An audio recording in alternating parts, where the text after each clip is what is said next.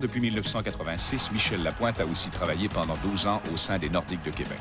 En plus de ses fonctions auprès des médias, Michel Lapointe travaille également à l'incroyable coordination qu'exige le transport et les séjours à l'hôtel d'une équipe de hockey qui voyage d'un bout à l'autre de l'Amérique du Nord.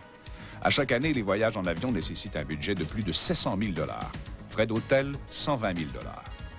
M. Floyd Curry est aussi un ancien joueur de l'équipe. Maintenant directeur de la publicité commerciale, M. Curry met aussi son expérience au service de la planification des voyages de l'équipe.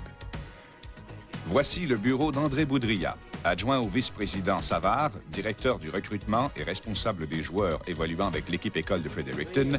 Ex-joueur lui aussi, André Boudria est en plus celui qui gère toutes les informations en vue du grand repêchage de juin. Jacques Lemaire est aussi adjoint à Serge Savard. Son travail est maintenant orienté particulièrement vers les autres équipes de la Ligue nationale. Il analyse notamment le travail des formations qui affronteront les Canadiens dans les jours qui suivent. Il suggère des contre-stratégies en plus d'observer le rendement précis de chacun des joueurs de la Ligue nationale, ce dans l'éventualité d'une transaction. M. Aldo Giampolo, vice-président exploitation, en d'autres mots, il est le patron de l'édifice, tout sauf le hockey. Sécurité, entretien, présentation des différents spectacles. Autrefois dépisteur des Flames de Calgary, Aldo Giampolo est à la tête de plus de 60 salariés réguliers et syndiqués et 650 autres employés dont les services sont requis lors de la présentation des différents événements. Le vice-président aux finances est M. Fred Steer, qui occupe son poste depuis l'administration Grodman en 1982. Outre la comptabilité du budget annuel de 56 millions, M. Steer est aussi conseiller financier de Serge Savard lorsque vient le temps de préparer les négociations des contrats des joueurs.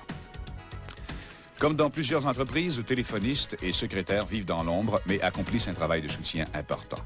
Leur collaboration et leur débrouillardise sont essentielles auprès de directeurs et de vice-présidents qui sont appelés à voyager plus souvent qu'à leur tour.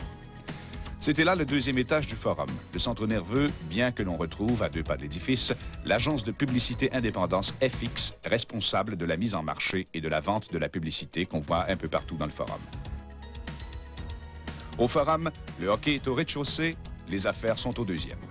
Les gens des Canadiens sont-ils heureux de cette séparation?